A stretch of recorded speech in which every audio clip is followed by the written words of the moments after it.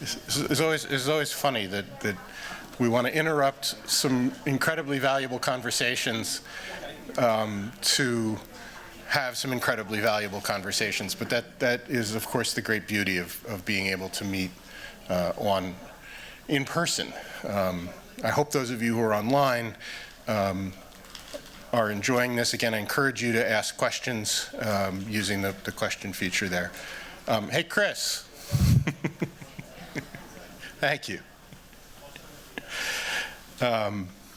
It's been a long day. This is the home stretch for the day, and you know it's interesting. I think sometimes when we have conversations about housing, it's easy to forget that in the end we're actually talking about a building in which people live and have their lives. I loved some of the conversation earlier this morning about trying to remember when we design structures that how do we take into account what users want from them and how they live in them. So we're going to end the day with a conversation about how is digitalization transforming the ways that housing is used. And we could have done the easy thing and talked about what the last 2 years have taught us about just the rise of digitalization and the ability, at least for some of us, not all of us, to work from home, and the ways that has blurred the boundaries between home and workplace, and what that may or may not be doing to real estate markets, et cetera. But that is not what we're talking about. We decided to focus on two particular areas where I think there are particularly pressing challenges for housing where digitalization has the potential, at least we think, to make a huge difference. And we did a nationwide search for the best experts on this. And picking up from Vanessa's, not a science fiction movie, but the end of The Wizard of Oz, where Dorothy says, sometimes, there's no place like home, and that you could go all around the world and discover that what you really wanted was in your own backyard. And it's really true in this case. So we're going to hear first from Carlos Martín, who is the project director for the Joint Center's Remodeling Futures program, and also a Rubenstein Fellow at the Brookings Institution. Carlos, in some ways, is our backyard, but Carlos has only been with us, not quite a year now? A half a year. A half a year of Carlos is about 5 years of any, he's been an amazing addition to the center. So I actually only just met Carlos in person yesterday for the first time, even though he is my colleague. And Carlos will be talking about empowering up, powering down, the evolution, effects, and efforts to digitize energy controls and digitalize energy information in U.S. homes. And then Carlos will be followed by my colleague Jennifer Molinsky, who I have known in person, but it's nice to see again in person, who is the project director for the Joint Center's new Housing and Aging Society program, and also a lecturer here at GSD. And Jen has really been the driving force behind several years worth of I think, incredibly important research about housing and the fact that more and more of America looks like me, that is older and gray-haired. And Jen will be presenting a paper called Centering the Home in Conversations about Digital Technology to Support Older Adults Aging in Place, which was co-authored with our colleagues Samara Scheckler, who's a research associate at the Joint Center, and Bailey Hugh, a research assistant at the Joint Center. And then we'll hear commentary first from Ann Forsyth, who's the Stanton Professor of Urban Planning, also here at GSD, because part of our nationwide search. And Ann, I think, is actually uniquely positioned to think about this, because Ann has actually been thinking about both aging and energy and some of the intersection between this. We did have to go to California to get the last commentator, however. Therese Peffer is Program Director of the California Institute for Energy and Environment, which is part of the Center for the Built Environment at UC Berkeley. We have a huge UC Berkeley contingent here, and we welcome you all, and we've provided you with the full range of New England weather in your time here. Anyway, so Carlos, then Jen, then commentary, then discussion, and then we will wrap up for the day. Carlos, it's all yours. All right, thank you, David, and hello, everyone. Well, hello. We're trying to up the spirit here. We're very conscious, everybody on our panel is very conscious of the fact that we're what stand between you and Friday night happy hour. So we promise to make this as engaging as possible. And one of the reasons I think that this whole topic will be very engaging is that our two sectors, energy/environment and health/elderly housing, have probably the longest history of home digitalization in this country of all the sectors that we've been talking about. In fact, just in the energy sector, we're going back to the 1970s of the first energy digitalization. We're going to have to change the name. Experiment. And so not only do we have that technological history, but we also have a lot of the legal, ethical precedents that we've been talking about in the last 2 days have already been playing out over the last 2 decades.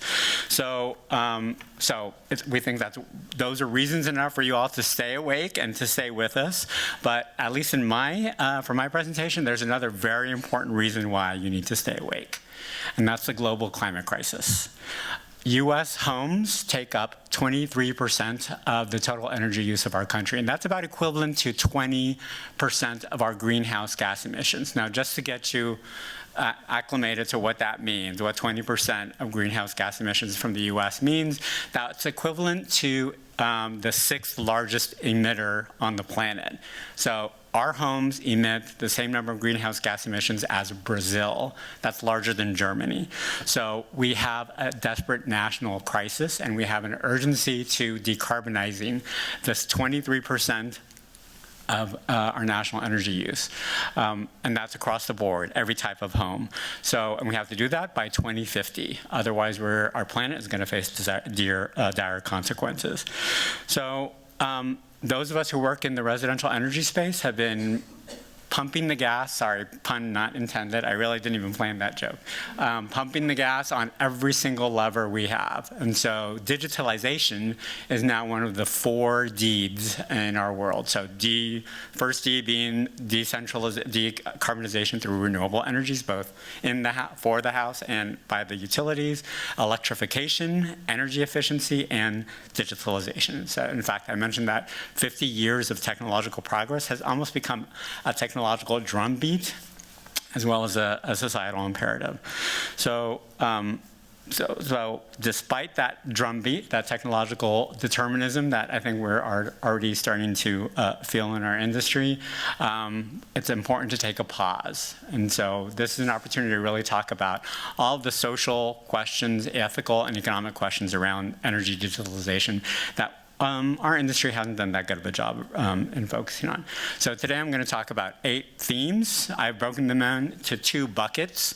So I am a non-architect architect based on the conversation yesterday, but I went to the other architecture school on Massachusetts Avenue in Cambridge, and so I'm an engineer. So I've broken this up into 2 buckets. The first one are what I call the circuits. So all the enabling infrastructure that allows a current to flow. So all the things that allow energy digitalization to occur in homes in the U.S.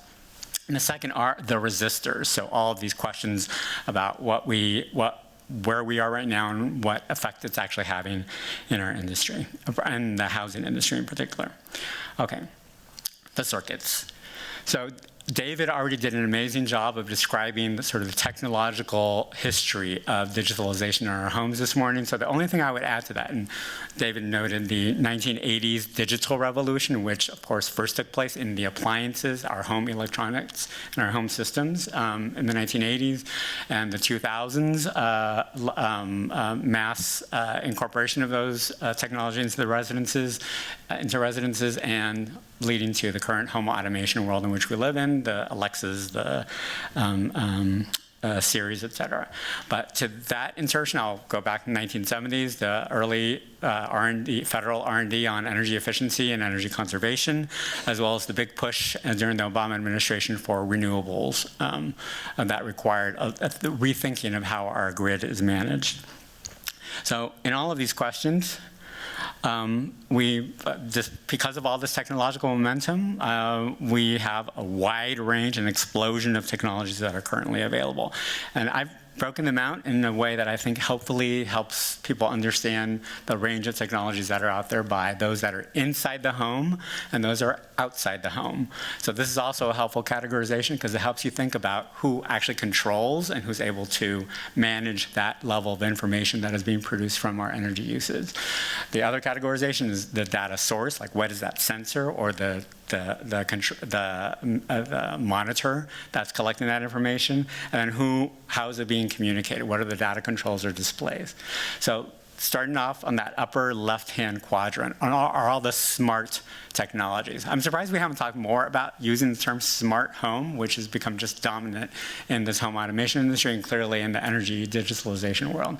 So the most common, of course, are programmable thermostats, and then smart appliances, smart lighting fixtures, smart plugs and switches.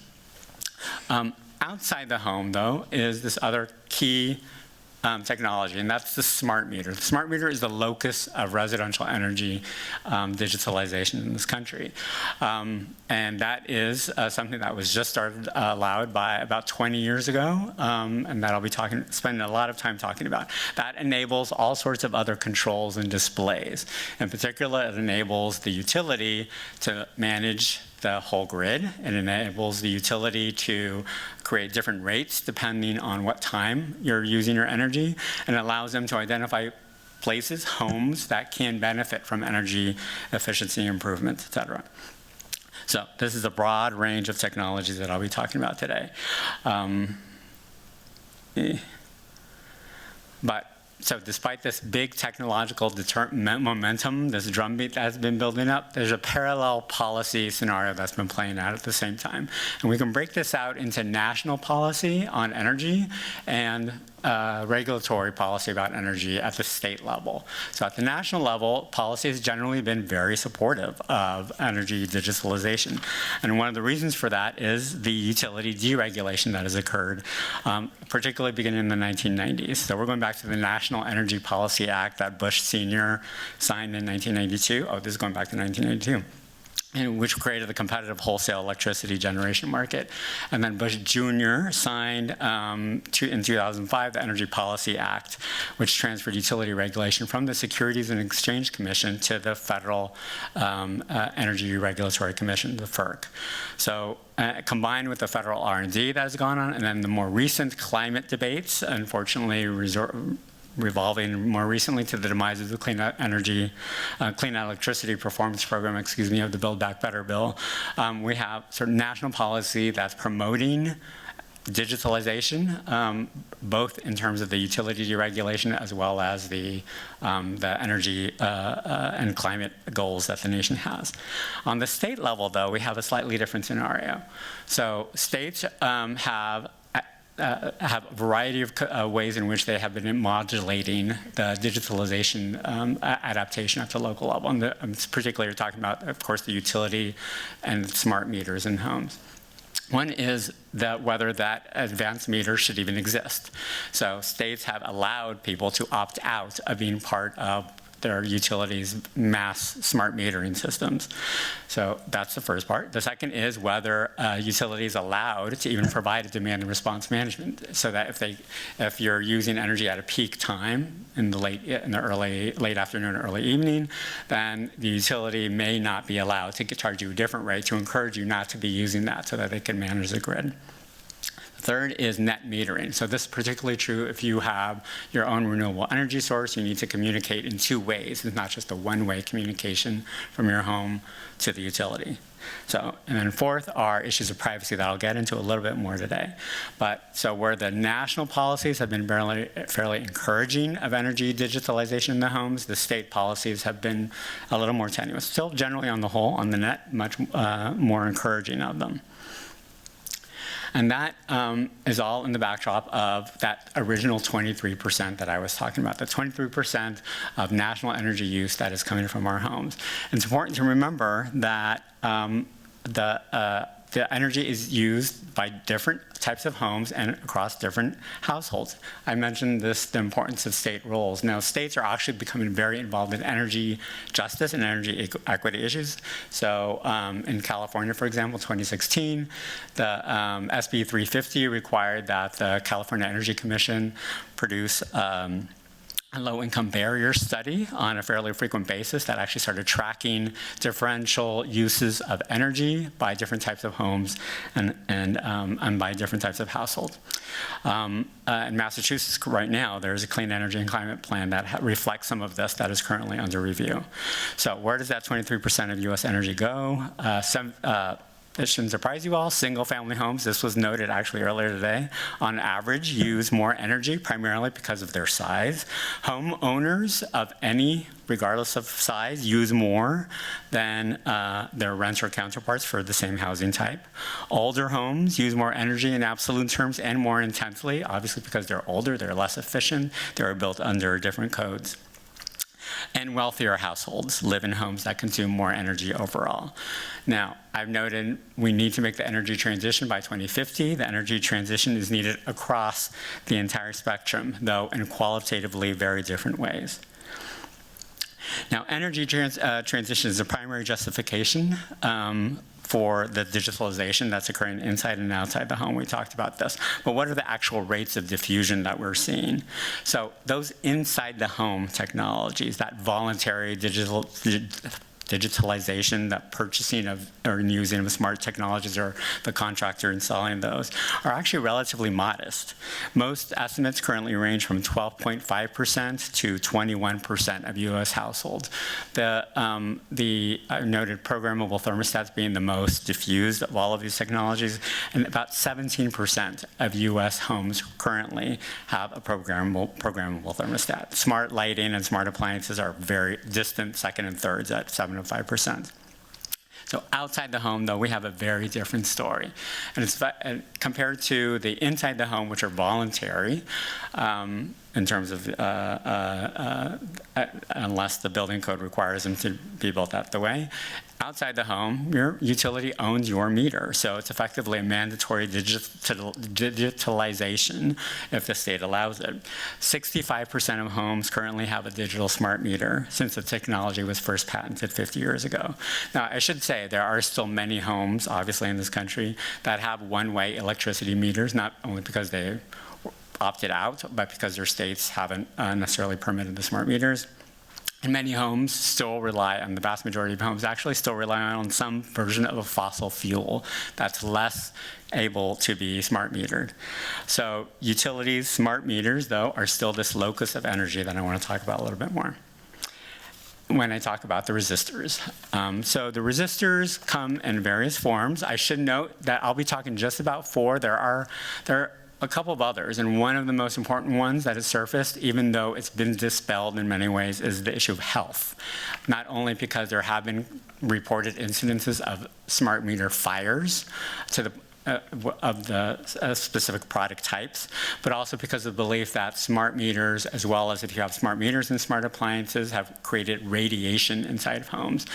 And California actually had to commission an independent health study to make sure that that radiation was actually more of a was not actually being detected, but that still, there are still a lot of social media platforms that are reporting radiation use and other kinds of detrimental health effects perceived to be from the smart meter.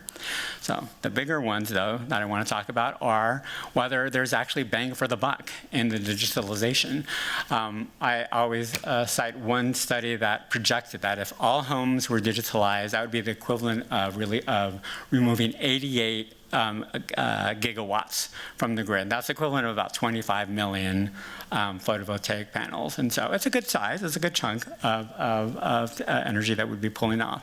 So most of the studies that have been done, though, have, however, been pilots and demonstrations. And most of these pilots and demonstrations are very specific technologies with usually a selection bias of households that are involved in these. And those studies suggest that about 4 to 12% reduction in individual homes' energy use, and overall about 0.4 to 6% reduction in aggregate residential energy use.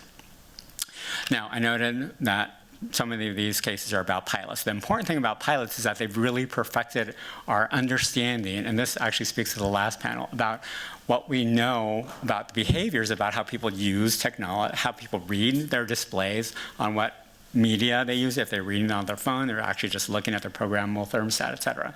This is still very much a work in progress. I'd suggest you read the paper to read some really funny stories about what people have done with these. But I do want to note that there are a new crop of rigorous experimental studies that are just coming out this year. In fact, one was published in November by our colleagues at University of Chicago Energy Policy Institute. And the title of one of this article, of this piece, is called "Smart Tech, Dumb Humans," because obviously it found that it was the user behavior side that dampened any savings or explanation that would explain the discrepancy between what engineers said the models would save on and what actually happened. So, the long story here, the short story here is digitalization works sometimes and only modestly, and probably in conjunction with all of the other actions that the digitalization allows, like actual energy efficiency improvements or installations of renewable energy. So beyond these modest energy benefits that we're talking about, that we're realizing that are still work in progress, we still have questions about privacy. Now, this came up obviously over the last 2 years heavily in terms of the ethics of the issues. But in the energy digitalization world, this has already been, in many places, already settled. So most states have given, I mentioned this opt-out, which is a version of consent of participating in this technology and in the consequent energy management programs. But they've developed these pretty rigorous consumer data sharing consent procedures. And these data sharing consent restrictions, the agreements tend to focus on these 3 restrictions. First, on ensuring anonymity. So your personal energy information cannot be identifiable to other than to the utility, to your actual residents, because they have to bill you, and they need to know if they need to offer you a service or if there's a blackout, et cetera, notify you, et cetera. But to be shared with anybody else, including third-party vendors. Second is with the uses of what this can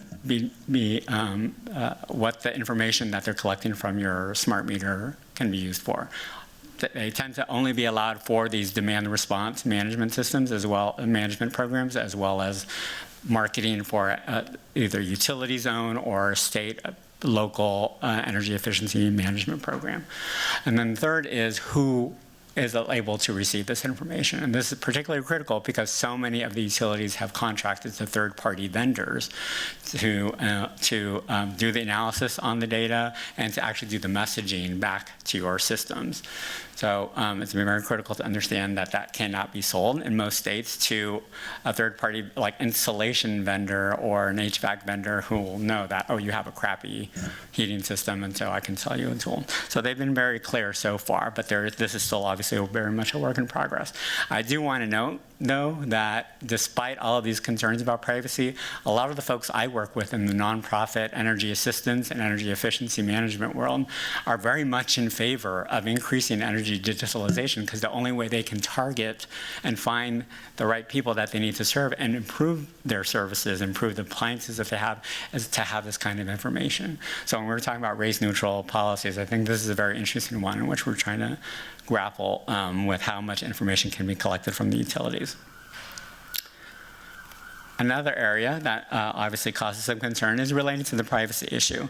So I should say that a lot of the folks, there was one really interesting study that done by Dan Fredman, who was at VEIC and is now at Oracle, that he noted who controls that level of information is probably and how that's framed to the consumer is absolutely critical. So about half of households that he surveyed were willing to adjust their time They're willing to change, based on information that they would get, they would receive, et cetera.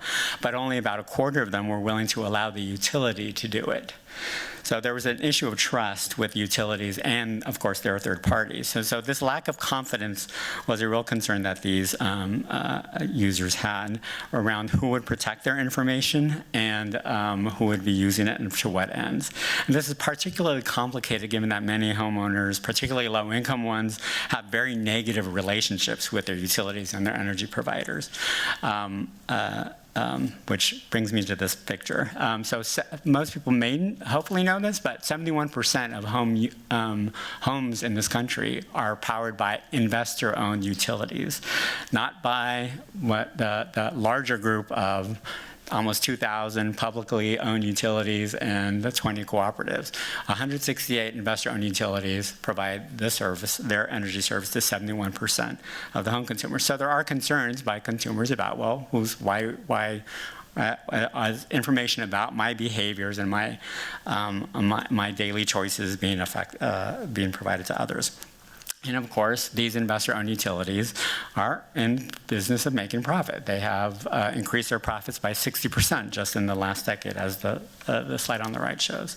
So combined with this information about investor-owned utilities and knowing the range of private energy product manufacturers, these are the folks that you expect, the Honeywells, the LGs, the General Electrics, et cetera, as well as the new platforms that are out there, like Amazon's Echo, that is now tied with Ecobee, Apple's Siri, Google's Nest, which was purchased formerly Power Meter. One can understand there's a bit of hesitancy among consumers. So the most understudied of all of these resistors, of course, is the issue of equity. Now, I introduced the fact that there are different households and different housing types with relation to their energy usage. So if we're looking to decarbonize every home, we also beg the question, well, who and how should the burdens fall and who should reap the benefits? This is a particularly important concern, yet again, because lower income households are more energy burdened currently. If you look just at monthly energy and electricity costs as a proportion of housing costs, not surprisingly, lower income households are overburdened. Remember, energy rates are not prorated based on your ability to pay. Energy rates are a flat rate. Of course, they vary depending on your time of use now because of demand response systems, but you're paying. So if you're lower income, that takes a bigger chunk of your change. So, and not only are lower income households cost burdened, they're also more physically burdened, which then contributes to further cost burdens. So lower income households are more likely to live in homes that are less efficient, overall inadequate, and particularly energy inadequate.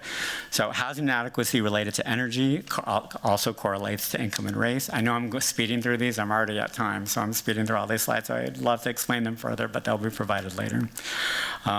And so the inability to pay these bills, not only create the financial burdens, but also can lead to health hazards. And in fact, we've seen many cases of energy poverty actions that have taken place. I should disclose that I'm working on a project right now with Diana Hernandez at Columbia and Tony Reams at the University of Michigan, looking at race and energy equity. And I'm going to shamelessly, well, not so shamelessly because it's not my book, plug Diana Hernandez's new upcoming book on household insecurity and energy, from which I've had a lot of these conversations around. But so the core of this argument is that the use of energy is not equal, yet when you're looking at the digitalization technologies, you're looking kind of at the inverse of who benefits from these technologies. The presence of programmable thermostats increases significantly with income, just to take the extremes here. So the dark purple is general thermostat, having a thermostat in your home. The orange are programmable thermostat, and clearly the smaller, the blue, are the smart or interconnected thermostats. 73% of households that make over 140K report having a programmable thermostat. Compare that to 37% of households with incomes less than 20,000. And you can see it's a sliding scale. Larger homes, newer homes, single-family homes are more likely to have programmable thermostats. So who among home residents does digitalization benefit during this transition? Another study I should note among these more rigorous pilot studies that are coming out refer to home digitalization technologies as early adapter toys more than effective energy management tools. So there's also concern, I should say, in this equity conversation, not only about the cost and the physical quality of housing and its ability to take on these technologies, but also the ability to understand. So we had this conversation about legibility. I think I forgot the terms that we used already today. But in fact, many, and I'm going to quote one quote from Diana's upcoming book, where somebody didn't understand that not only did they get a smart meter, but that also meant that they were going to be part of demand response management. So her bills went from $169 or $159 a month to $200. And she said, I don't know why this is happening. I can't explain why. She blames it on the smart meter. Energy, equitably digitalizing homes is a challenging problem. And in the paper, I note glibly, like, why would a low-income household want to participate in a smart digitalization when that means that they'll get shut off that much instantly? And Diana Hernandez is always sure to remind me, well, that means they could also get turned back on very quickly. So what does this mean? What does fixing this short mean? Ultimately, energy information is critical for this transformation that we have to do by 2050. So I think Laurie Goodman said it best. It's happening. Stop whining about it. How do we do this? So it's critical to think who benefits from as these technologies evolve. For low-income households, we have to think more about investments into direct physical improvements to reduce their bills rather than enforcing any kind of self-vigilance that would occur with digitalization. We have to ensure privacy measures, particularly for these most vulnerable communities, and also make sure that we're distributing the profits from their installation more effectively to these same people who cannot afford the transition. And with that, I am done. Sorry for going over, and I'm happy to pass it to Jennifer.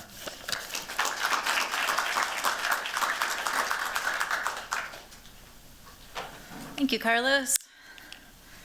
Okay, so today I'm presenting our paper that we co-wrote. I co-wrote with my colleague Samara Scheckler, who's here today, and Bailey who is not, on the potential of digital technology to transform the domestic experience of older adults who are aging in place, which is a term that we define as living within the community in any sense and not in a nursing home or similar institutional environment.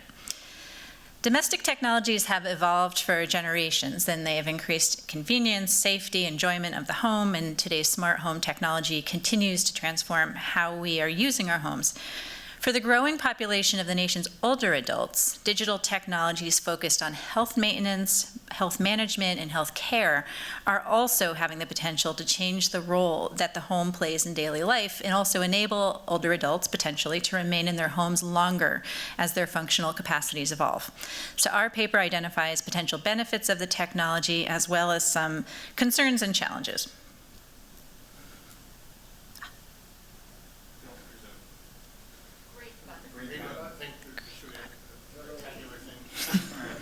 Technology. Thank you. So our paper is motivated by the dramatic increase in the older population. By 2030, 20% of the US population will be age 65 or over, and perhaps more significantly for our conversation today, the leading edge of the baby boomers will reach age 80 in just 3 years, after which the population of those 80 and over, which is a population that this technology speaks more to, will soar. And the number of people in the US who are 85 and over is expected to nearly double by 2035. Most older adults live in the community and not in group quarters like nursing homes. The vast majority head their own households, and the most common types of households are people living alone or with a spouse. And surveys show that most older adults wish to remain that way in their current homes or in their communities for as long as they can. Yet with age, people are more likely to have chronic health conditions and challenges with mobility, self-care, household activities, cognition, seeing, and hearing. And these in turn bring greater need for supports and assistance to monitor and manage health, to perform self-care, to perform housekeeping tasks. And the support can be difficult to access, it can be expensive. And if unfulfilled, it can also mean that people might need to move to settings where they can receive more assistance earlier than they might wish to do so.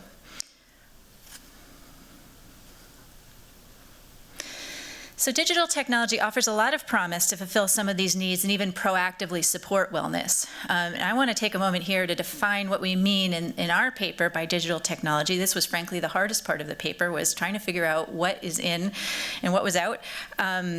We settled on some different three criteria, that the technology that we're talking about here today supports older adults' health and well-being in some way. It helps people manage, monitor, or focus on safety at home. It is used in the home. Some wearable devices that I'll talk about can be used anywhere, but in all cases, the technology is primarily used at home, which is where older adults spend the majority of their time. And lastly, the criteria was that the technology involves some connection outside the home. So we all might have a Fitbit for personal use, but once the information collected on the device is shared outside the home, particularly with a medical team or with a caregiver, that's when it kind of fell into our category. Much of the technology I'll talk about does double duty. It can help a user manage their condition day to day, but also alert outside medical assistance if needed, or help use that data to tailor a healthcare plan. So much of our focus is captured by a term we've discovered called ambient assisted living. It lacks a universal definition, but generally refers to tech that can enhance autonomy, safety, wellness, and medical care for older adults that enables them to stay in a preferred environment. So let me run through some examples of what I'm talking about. On this page, there are examples of technologies that help people manage medications. That first slide is of an automatic pill dispenser that helps a resident manage medications and also sends alerts to caregivers or medical providers if someone has missed a dose. The second photo is a bed monitor that can report if someone has fallen out of bed, but also can alert a caregiver not on site if someone hasn't gotten up that day. You can see the traditional necklace alert system in that third picture, and then the last, there are kinds of calls and emergency buttons that you can install in your home. And I included a smartwatch here too because of its capacity to detect a fall and alert emergency services if someone has fallen. Another group of technology on this page help people monitor health. And again, there's overlap between these two, but some of these take vital signs, monitor for heart arrhythmias, blood oxygen, blood sugar, and they can help people manage conditions, but again, send an alert if something is going awry. And note that some of these are wearable, as in the watches, and then that patch in the middle that the woman is wearing on the lower picture, that's a cardiac telemetry. It gathers all sorts of data, and you can just wear it like that. But the lower right-hand picture just shows a very portable ECG technology. And I also show someone using telehealth here, which is a slightly different animal, I think, but it enables people to receive services at home that they previously could only receive in a medical setting. And there are a lot of interesting add-on technologies here, like digital stethoscopes that allow a doctor to take someone's heartbeat remotely. And finally, there is the extreme application of telehealth, which is the hospital in the home, sometimes called hospital at home or acute care at home. And in these programs, patients can be admitted from an emergency department to their home rather than to inpatient care. And they are provided with the devices and the equipment that they need. They're virtually monitored by a medical team at the hospital. And then they receive daily visits from nurses or EMTs, as well as telehealth visits with their doctor. And we saw both telehealth and acute care at home increase during the pandemic as patients sought to stay out of hospital environments and as hospitals wanted to save those spaces and keep people out of them as much as possible. And this was facilitated by changes in regulation and reimbursement requirements, and I think has really driven the acceleration of this is partly behind the motivation for this paper, which is which I'll get to in a second, but which is where is the house in all of this. So I just want to say one word about what we're not talking about today. We're not talking about smart home technology that adds convenience to the home, technology that can make a home more accessible, like a stair climbing wheelchair, if you have stairs in your house, or technology that helps people engage socially. These are all really important to the aging in place conversation, but just not the ones we're focused here on today. So all of this health-oriented technology can support older adults by enhancing their health. It helps people manage their health, which I talked about before, whether that is diet or exercise, sleep, blood pressure. People can take greater control of their habits. And that data can be analyzed by a medical team to develop a treatment plan. This can, in turn, increase independence. As people age, we know that their homes may become less well aligned with their needs. Just an example, the home may be distant from medical care, and medical care may be something that people need to utilize more regularly, and that can be filled by telehealth. Monitoring, electronic reminders to take medication, emergency alerts, all of those can provide peace of mind that is enough, in some cases, to forestall a move to a place with greater assistance. And monitors and other devices can also allow older adults to tailor who is privy to the details of their health and care. So you can set your alarms and your monitors to go to certain caregivers of your choice. And finally, as already hinted, many of these address convenience too. And a huge advantage, again, of telehealth is that need not to have to travel to a doctor's office in all cases, which can be very difficult for older adults, especially if they don't drive.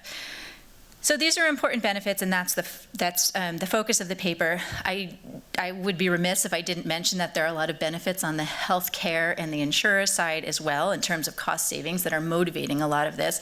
I want to focus here today on the occupants of the house and the older adults, but that is definitely part of this conversation. So here are the challenges and considerations to the equitable distribution, use, and success of this technology.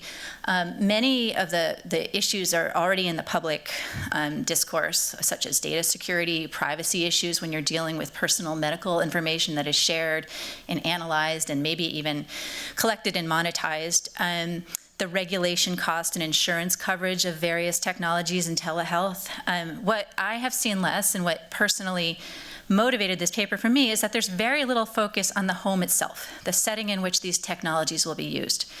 This made me curious and not just a little concerned that the idea of shifting care and support to the home with the idea that this would help people stay in their home was actually ignoring the home and all of its complexity. And so we've identified three categories of challenges that I just want to talk about today.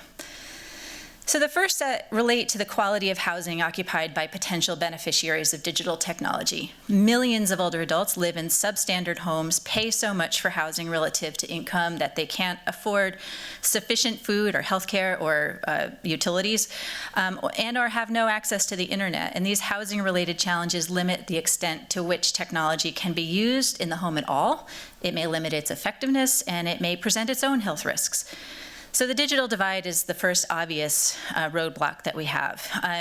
The technology, the ambient assisted living that I've been talking about, generally requires access to the internet, as well as access to a device like a tablet or a smartphone, and comfort and experience using that. So broadly speaking, among older adults, those with lower incomes, disabilities, who are in the oldest age groups, who are Hispanic or Black, who are living in rural conditions and locations, are much more likely to be without internet or the technology to access it. I think it's worth noting that public housing does not necessarily have Wi-Fi access. And our own study that we did this past year of service coordinators who support older adults in publicly assisted housing found that a lack of internet, a lack of technology, and a lack of support for getting on the internet, using that technology, were major barriers to telehealth during the pandemic. And of course, we have accessibility issues too if the technology doesn't respond to people's particular needs for fine motor control or cognition or hearing and seeing. Some of these barriers could lessen over time as currently emerging technologies become more familiar and baby boomers age into the older age group and are more familiar and comfortable with technology. And more accessible technologies do exist, of course. But those with fewer resources are likely to be left behind unless there is a concerted effort to narrow the divide in internet access and technology and in education and outreach. A second challenge is the physical accessibility and safety of older adults' homes. Our previous work has shown that less than 4% of U.S. housing has basic accessibility features. And more recent work, shown here, shows how much more difficulty is reported entering, navigating, and using one's home with increased age. So those green lines are older adults 80 and over reporting difficulty with all these different tasks related to their homes. And again, these difficulties can create inconvenience, but also safety hazards, even render parts of someone's home unusable to them. Black and Hispanic older adults and renters are more likely to report difficulty using or navigating their homes and are less likely to have accessibility features. So why is this important today for this discussion? I think first, the lack of accessibility is an enormous health problem that digital health technology simply doesn't address. We can put technology in people's homes, but the homes themselves may still be poorly suited and actually disabling to older adults or anyone else. So someone who can't use their kitchen to prepare meals has to rely on someone else to do so. Emergency response systems give someone a way to call in the event of a fall, but not a way to address the underlying inadequacies of the home that may lead to a greater chance of falls.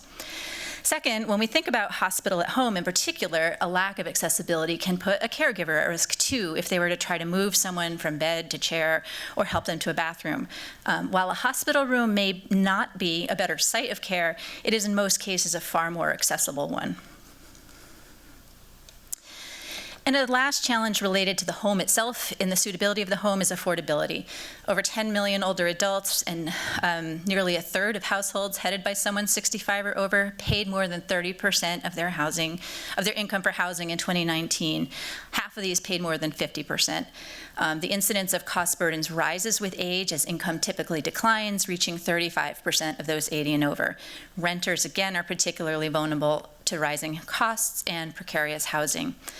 In 2019, 2.2 million older adults face worst-case housing needs, which means they have very low incomes. They do not receive government housing assistance. They pay more than half their income on rent. They live in severely inadequate units or both. And housing assistance, of course, is not an entitlement. And in 2019, only about 4 in 10 older adults received it. So unaffordable housing can be unstable housing, putting older adults at risk of eviction or foreclosure or even eventual homelessness. And more on a day-to-day basis, it results in people cutting back on necessities that are useful for their health, like food and healthcare. So there are two concerns again here today. One, the regular cost of housing may already be too high for some people to be able to adopt new digital health technologies that, ironically, might help them stay in their homes. And second, doing something like outfitting a home for digital monitoring or acute care at home may be impractical if people are in danger of actually losing their housing, if they've got eviction notices or what have you. Again, most likely to be lower income people, and again, another equity concern. So just to sum up this little part, these housing suitability issues have received little attention in academic research or policy guidance around healthcare in the home. We looked for specific guidance from hospitals, preconditions for the home. Was there any guidance that said before you admit someone to a hospital in the home program, the home must have X, Y, Z? We only found that patients receiving acute care typically have to be within 30 minutes of a hospital in case something goes really wrong and they need emergency assistance. But that's it. And I think we almost found the opposite, if that's possible. The Centers for Medicare and Medicaid waived hospital conditions for life, safety code, and physical environment during the pandemic to allow patients to do more acute care at home. But there wasn't simultaneously guidance about the patient's home setting from CMS itself or specific hospital at care programs.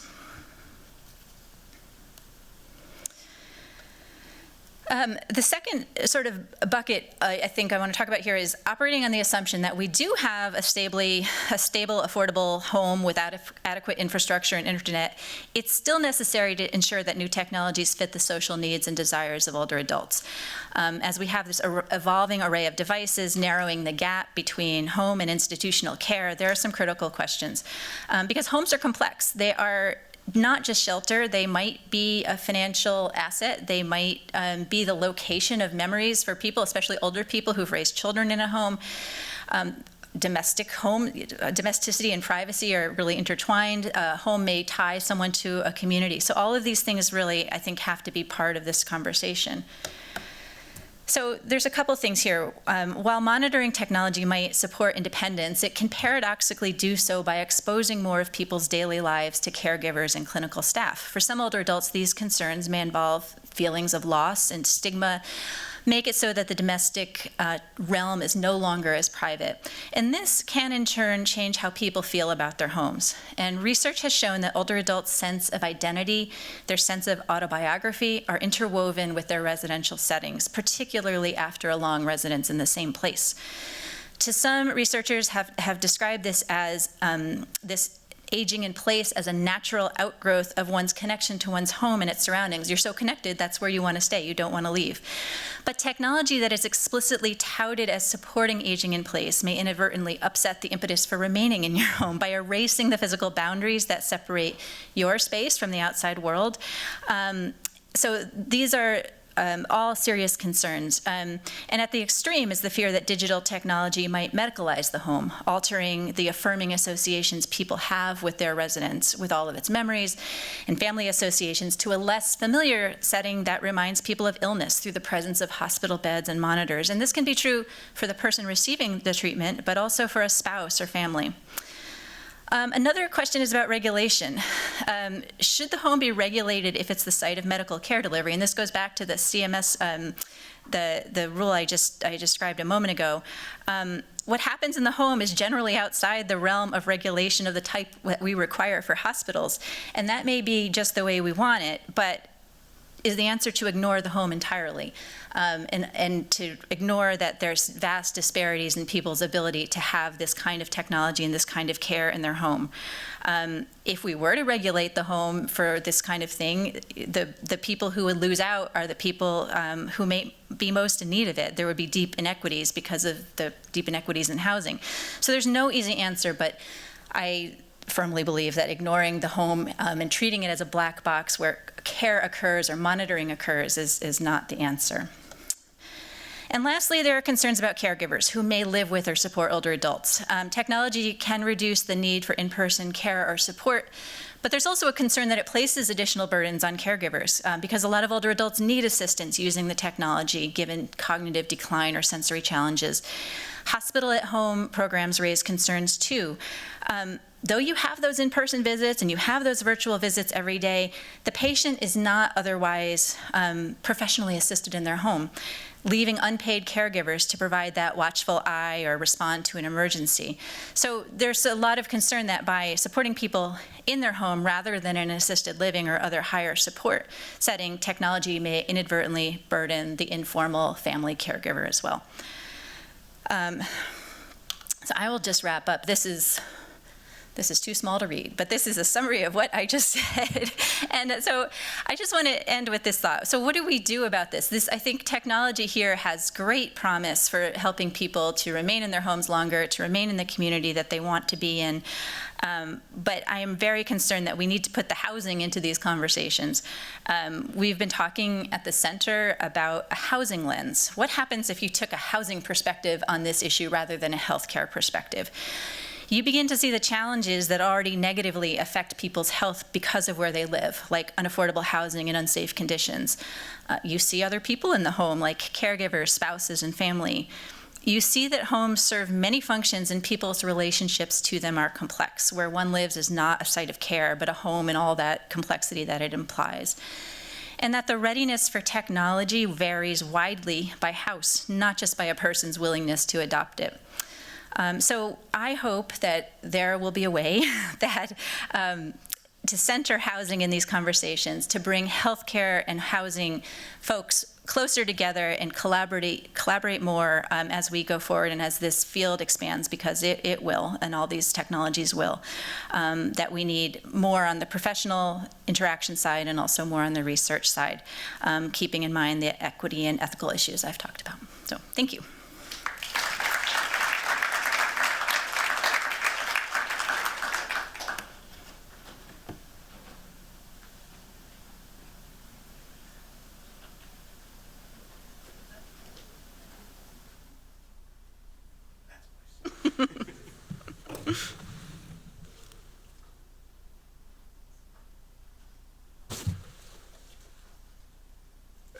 Jen, I really love the fact that you ended us by reminding us of, that we're talking about homes and a housing lens. Again, as we go through all of the iterations of the things we care about, so hopefully we can still keep that in mind. Therese, why don't we start with you? I imagine you have a few thoughts about what you've just heard, not only on this panel, but all through the day. I sure do. Thank you. And I am honored really to be here today to help participate in these discussions. I think they're very important and very dear to my heart in terms of the work that I've been doing.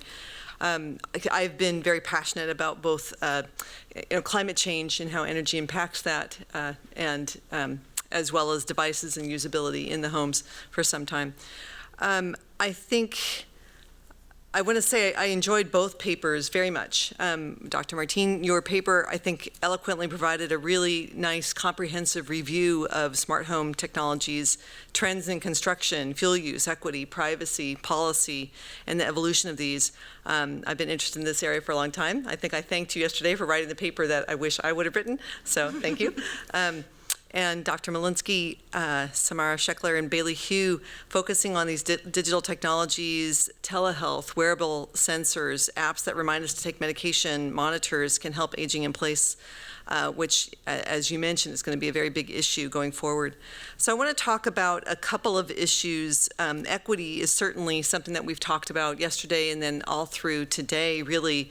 Dr. Martín, your paper described these great technologies, advanced meters, smart thermostats, demand response, all of these, and highlighted the inequitable diffusion of these, right, and the mismatch between these early adopters and those with high energy burdens who could most make use of these technologies, of this digitalization.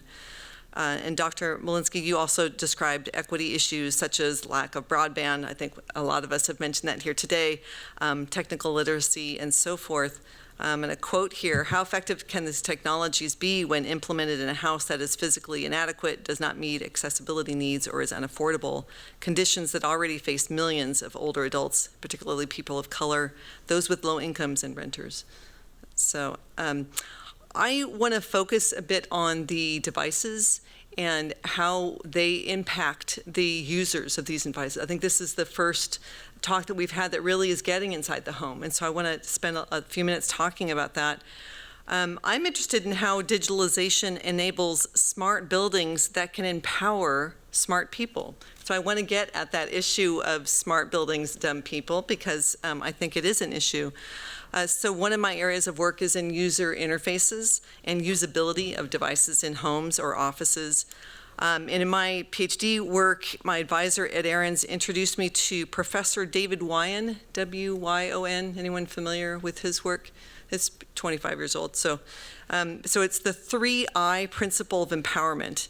It's related to office workers, or that's how I learned about it, but I think it can apply here to residents in their homes. And the focus is on energy, but I think it can relate to health and aging at home as well. David Wyon writes, the purpose of most of the energy used in building is to improve environmental conditions for users. This process is only energy efficient if it promotes user health, comfort, and productivity. So there are 3 I's. The first I is insight.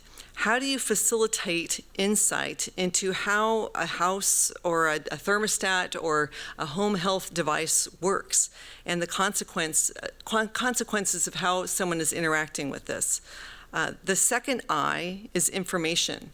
Now, a stream of data isn't necessarily smart, but when that stream of data is organized and structured into providing some meaningful context, that's what turns it into information.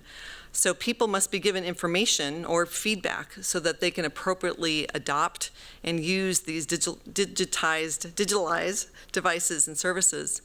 The third I, once a person is armed with insight and information, they must be provided with influence or a means of control of these systems around them.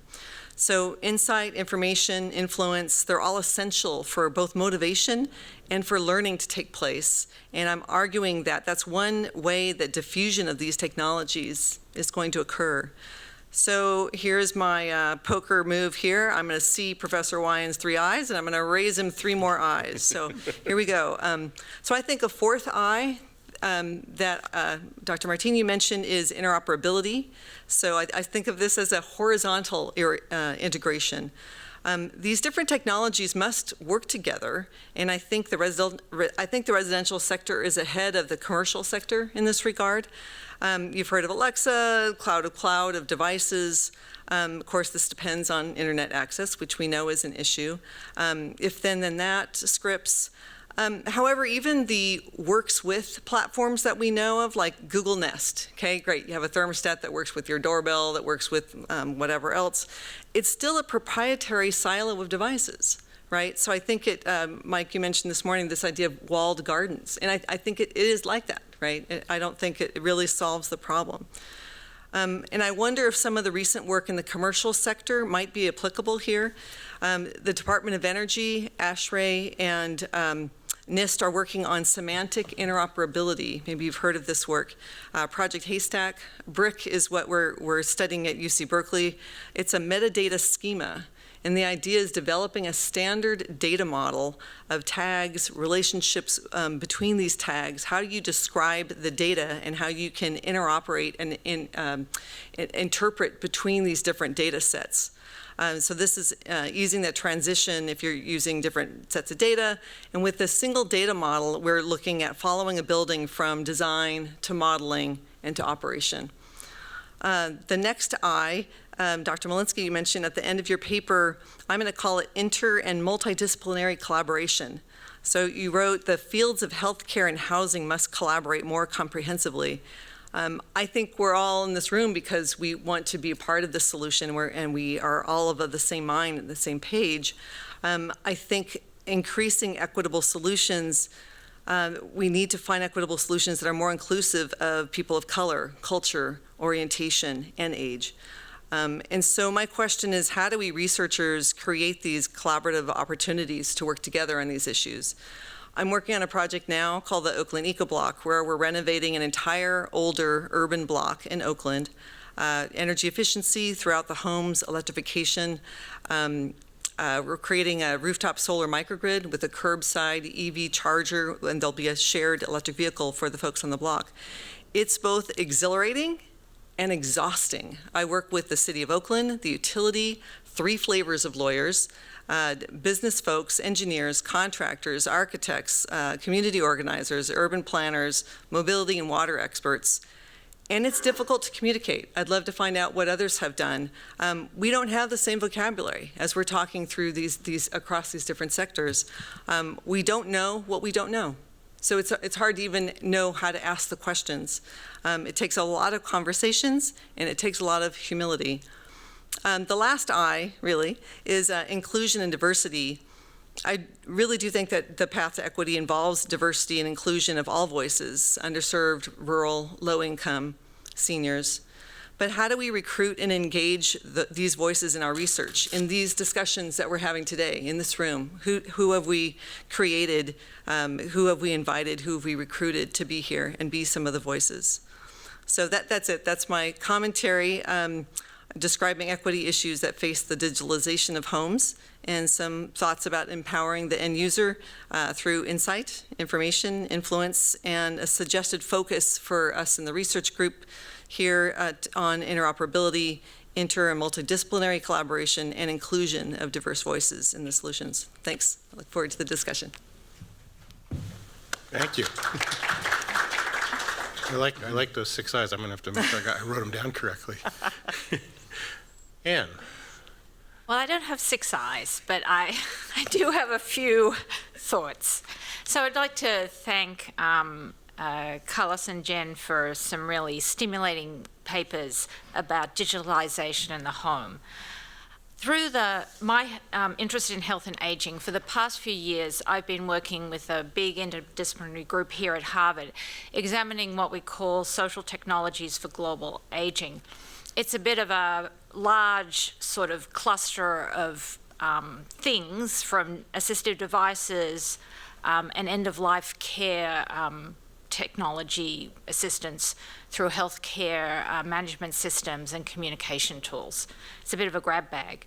But I've been particularly examining how technologies can help people as they age in place, with an emphasis on the devices that can help older people use the area beyond the home. So in that neighborhood and city domain, devices largely help mobility and safety for older people, but can also address issues of social connectedness and physical and mental health.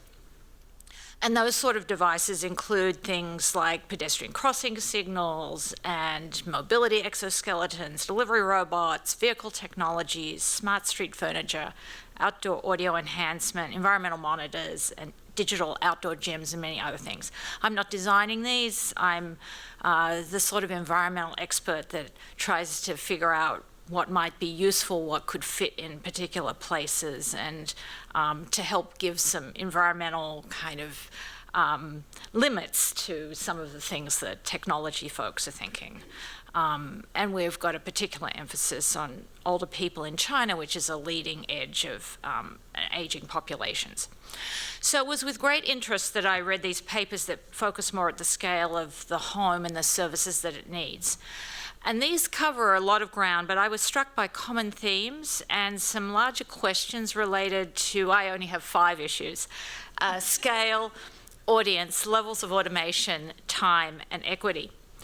And these are important because the digital technology landscape is extremely complex, and what's true of one part of it may not be true of another. And digitalization, the data component, interacts with other dimensions, like, for instance, digital devices. You know, we haven't sort of talked a lot about how the data part works with the physical part. So scale is perhaps the most straightforward issue. These papers talk about technologies that operate at a lot of different scales, the person, the home, the neighborhood, but also things like the energy system or the social service areas. The technologies and the data, the technologies both digitalized ones and others can link scales, extending sociability beyond the home or invading privacy and an alternative. So it's a very complex setting, and solutions at one scale can often conflict with others. Of course, they can also conflict at the same scale. And that relates directly to audience or purpose, which actually really came out, I thought, in Carlos's paper, who the technologies are for. And the papers, again, mention a lot of different audiences: individuals, residents, users, building owners, caregivers, policymakers, system operators. And many of the issues that Carlos's paper raised related to conflicts between audiences. What makes sense for residents at a certain income level may not make sense to policymakers or system operators, and vice versa. And that led me to think also about the complexity of the levels of automation and networking in the devices and systems mentioned, even if they're all computerized in some way. And actually, the idea of the thermostat really brought this home to me, because I don't know what the technical term is, but I'm going to call it local automation. So you have an old style programmable thermostat that's only connected to the furnace, or an old style remote control that just connects to a TV that's not connected to some outside the home. So that is one level of automation that can do a lot of things pretty well. And what I was struck from Carlos's paper was how actually going to a smart thermostat adds some benefits to the system operator, but not so many benefits to the resident of the home. But anyway, so you have these local automation. Then you have others that connect to a service provider, like an old-style electric meter or an emergency call button. So it's just a device that connects to a particular audience. And then still others are networked to the internet and produce data that lots of different people can use, both for individual convenience, but also sort of wider control by system operators. And so I actually felt this level of automation and networking, that there's lots of different levels of it, could be unpacked a bit more. It's like, when is networking useful versus local automation, and for what purposes? So going beyond a programmable thermostat may not actually save so much energy at first, but maybe it can if the system operator can also operate the smart system. Anyway, it needed I thought it was somewhere to really assess whether networking adds value to more local automation. And so in that way, I also thought about the issue of time, because when you think about it, a building is in place for a long time and technologies roll out more quickly. So in one home, there could be systems and devices from lots of different periods. You could have a light switch and then an old style programmable thermostat that only communicates to your furnace, and then a smart speaker that operates lighting, but that you can communicate with wirelessly. You might have upgraded to solar hot water with one that's on one wirelessly connected network, and photovoltaics that's connected to yet another network. And then you might have a pendant emergency call button that goes to another provider.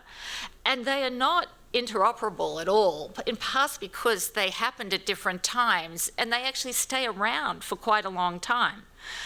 And then there's actually a different way of thinking about it, like what's the intentional time period? So Molinsky et al. Have this example of hospital in the home, which is a relatively short-term upgrading to hospital levels of care, versus the longer-term upgrades that Martín addresses. And given the built environment stays around a long time, and these kind of digital technology or digitalized technologies change, the issue of time may be really something to dig into. It matters at least for function and operability, but as Molinsky points out, it could also matter for things like the meaning of home. And then so finally, this is related to equity, which I'm not going to go into as much detail about because it's a huge focus of the paper. And they make it clear that economics and inequality of all sorts matters, and that some people miss out. And this is where I actually wondered if there's a level of opportunity, given the way technologies age out, if there could be some potential for leapfrogging in terms of technologies for those homes that have lagged, that could move directly to some higher level or better interconnected technology that has better privacy supports and so on. So I do wonder about leapfrogging, although I actually thought that a level of inequity that had not been addressed so much, or perhaps a little bit in Jen's paper, was inequity of access to technological help, which often comes from family members, and not everyone has family members who can do that. So that's my attempt to make sense of these two very interesting and very wide-ranging papers that deal with a very complex landscape of technologies as they intersect with the home. Thinking about, again, issues of scale, audience, levels of automation, time, and equity. It is just very interesting how the interplay of these issues are so complex, even at the scale of something that seems fairly simple, like the home. Thank you, Ann. It's got 5 eyes, 6 eyes, and looks like salty. It is. As it were. Carlos or Jen, kind of open season, if there's a particular point or points that you want to respond to. Sure. Carlos, why don't you start? Do you want me to start? Okay. I thank you very much for both of your comments. It's very helpful, and I think part of our challenge is that there's such a wide range of uses that's still very much evolving in both of our contexts, so it's helpful to be reminded of that, that we tried to pack a lot in. So I really want to talk about this issue of dumb people. And acknowledging the fact that actually people obviously aren't dumb. It's what they choose to invest time in and what they choose to acknowledge and what they find value in sort of responding to, right? I mean, we have a lot of anecdotes of people who benefited from their smart meter, low-income people who had prepaid meters, right? So they only had a certain amount of money that they could use per month. They were getting live information because they could see how much they were spending down on their energy. So it was helpful for them, but then they sort of became self-vigilant, right? So to your point of scale, I mean, it's really who benefits from that, rather than addressing their core energy problem, I mean, which is Molly challenged us on day one to say, like, what is the actual problem that we're trying to address? If it's their energy insecurity, giving them an opportunity to panic about their energy insecurity that isn't particularly helpful. So we also know a lot about how people are using their programmable thermostats. And it shouldn't surprise you all that wealthier people actually program their programmable thermostats. Lower income people either set it at the same temperature, only set it once or twice a year, turn it on or off manually, or just leave it off the entire time. So there are all these other, for a variety of reasons, right? They can't afford to be running their HVAC anyway, so they just turn it off. So there are clear challenges in this issue of I guess, dumbness, to use another word. So that's why it's important that we think about, when we're centering the household, particularly vulnerable households who don't have the bandwidth to be able to make the same decisions that an operator, a utility operator, is paid to be thinking about on a daily basis. These are always sort of in the back of my mind. In the paper, I have a quote from, the day I submitted the paper to David and Chris, I said, well, let me look up, see what's today's news about energy digitalization, because it actually is a daily news bit. And Denver, Colorado's Xcel Energy announced that they were starting a new demand response management program, and people, after they had already installed smart meters, so they announced formally that people were going to be subject to the demand response management system. And the reporter spoke to somebody, woman on the street, and she said, well, that doesn't work for me. I just had a baby. I don't know, I can't control when I use my washing machine. I have to do it whenever I have enough dirty diapers to put in there. And so that idea, really understanding people's needs and centering them, I think is the real challenge that we're trying to face. And I'll leave it at that. Yeah, thank you so much, both of you, for your comments. I see a lot of areas that we could build out in the paper. I'm looking at Samara. And the idea of scale is really interesting, because I think that there's a potential for people using these technologies to be linked to many networks, right? And how do those overlap, and what does that mean? And the idea of audience, I didn't really get into, the purpose I talked about was to support aging in place, which is often how these are sold, but undeniably there are immense benefits to the healthcare system as well. And so where are the conflicts there between the goals of the user and the healthcare system? And again, time, I think that's really interesting, not just the short-term acute care at home, that probably is a short-term thing, but people, if they are truly aging in place, will continue to evolve over time, and they're sort of thinking about how the technologies might be easier to evolve than the home. That's really interesting to me, is where technology can replace physical interventions into the home. May not be digital technology, but other kinds. And Therese, the inter and multidisciplinary collaboration really speaks to everything I've been thinking about. You say we don't speak the same vocabulary. Yes, we don't have the same acronyms. We're worlds apart, and we don't even, I think, sometimes know that we're all having different conversations. So for me, the challenge is, how do housing people get health people to care and understand about housing? And what do I need to do to understand the health side to make that happen? So thank you for that. Jen, I'm reminded, I think when I first came to the center, we had a conversation about writing a blog just about how the words that people use to describe older, what we call older Americans, and I think it came out of you were in some place, there's this term of art, granny flats, and then somebody from another field was like, you can't say that. I am also, I've been reminded in this conversation, my late father used to say, this is a really easy technology, any 10-year-old can do it, please find me a 10-year-old to explain it to me. A wise man. We've got only a few minutes, as Carla said, standing between you and whatever Friday happy hour you've got.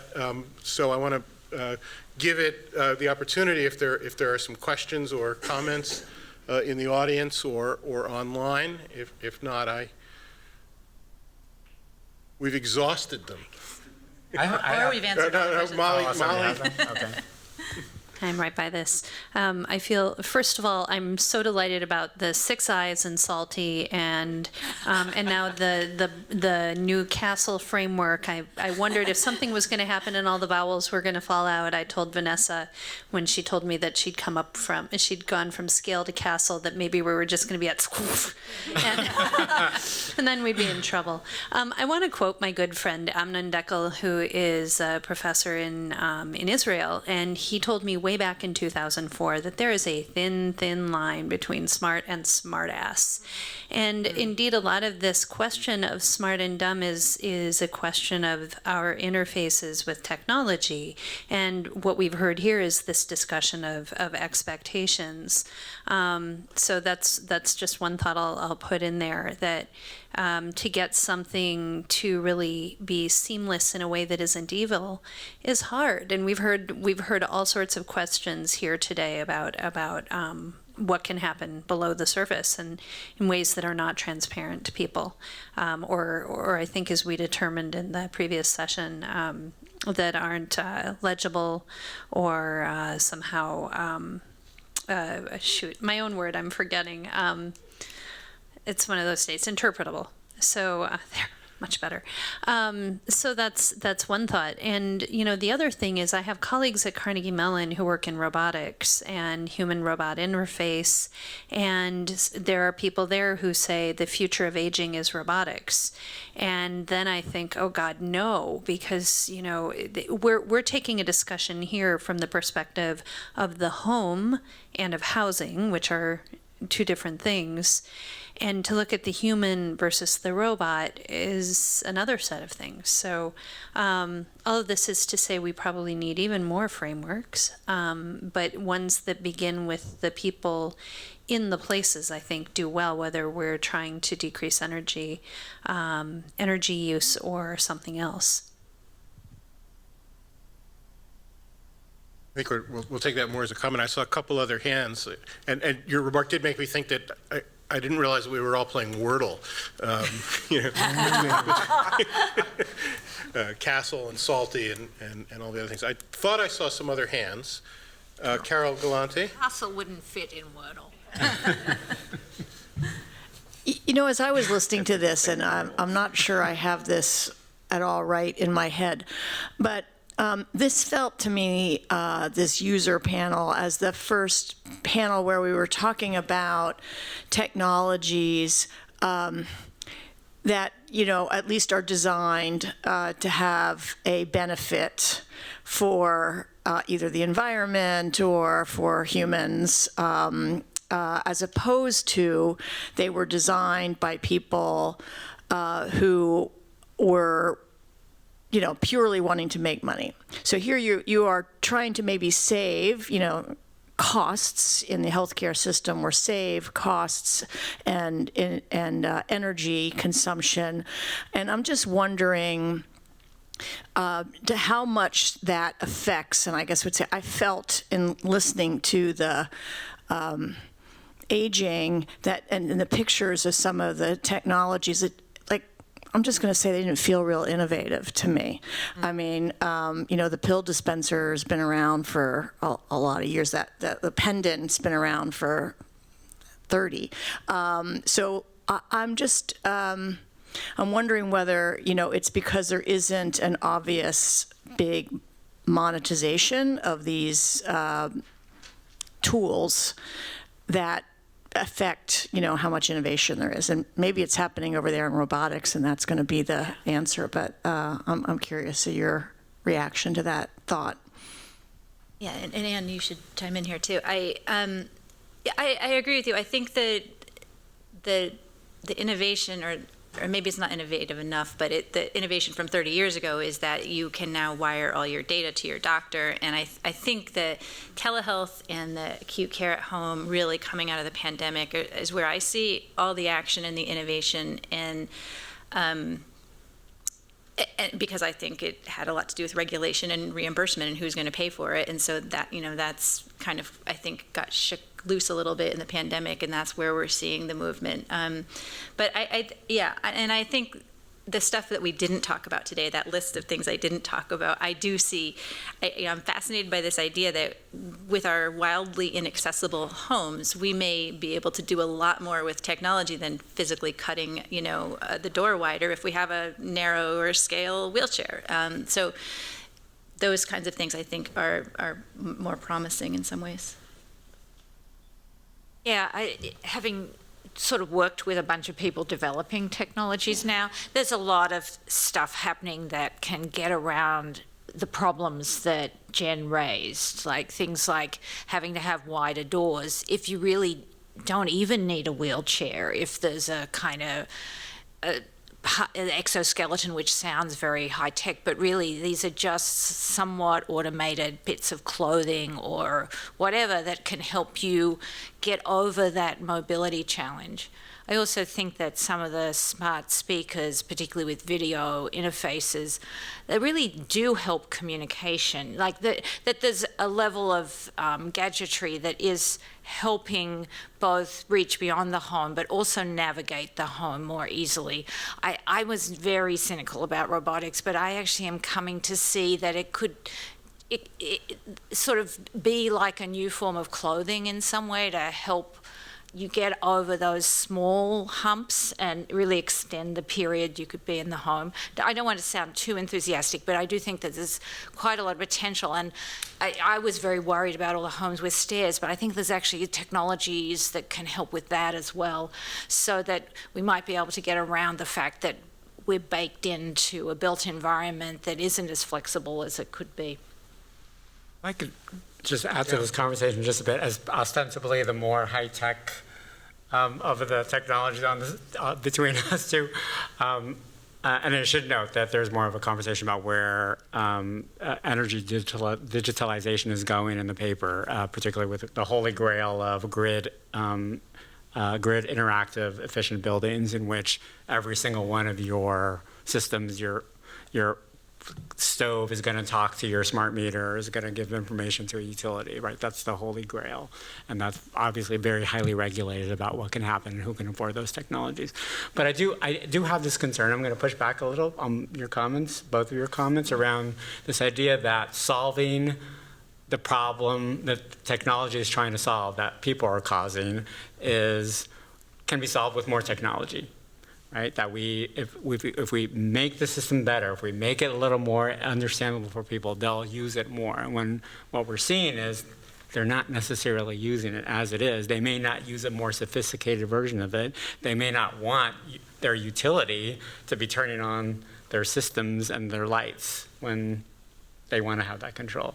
So I guess for me, I was really struck by the question that we were given in our keynote about what problem are we trying to solve in this digitalization. And our solution shouldn't be more technology as a solution. Yeah, in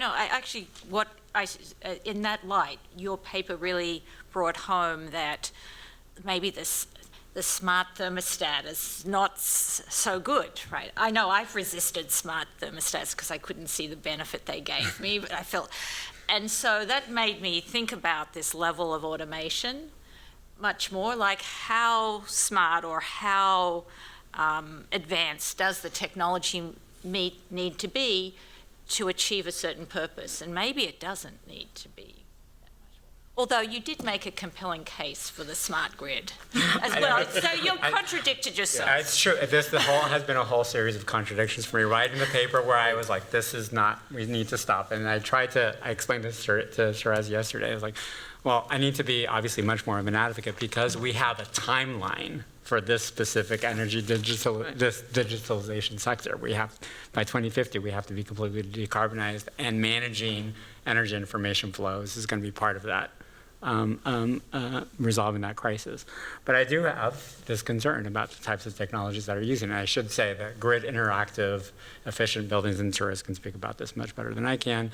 There actually are experiments right now going on with machine learning and AI using the smart thermostat, so that a third party, people may feel like they don't want their utility managing and turning off their lights in their systems, but third parties are experimenting with this right now, monitoring individual people's behaviors to then continue that on and off switch.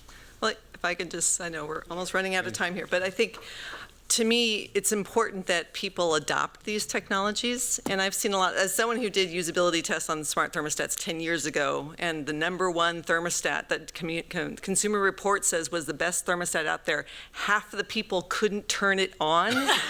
No, this is serious, right? Wow. And to me, that was a real problem. And luckily, you see thermostats have followed the era of consumer electronics, right? And so everything looks like your phone, and it's colored, and it's touchscreen and all that. And there's still usability problems.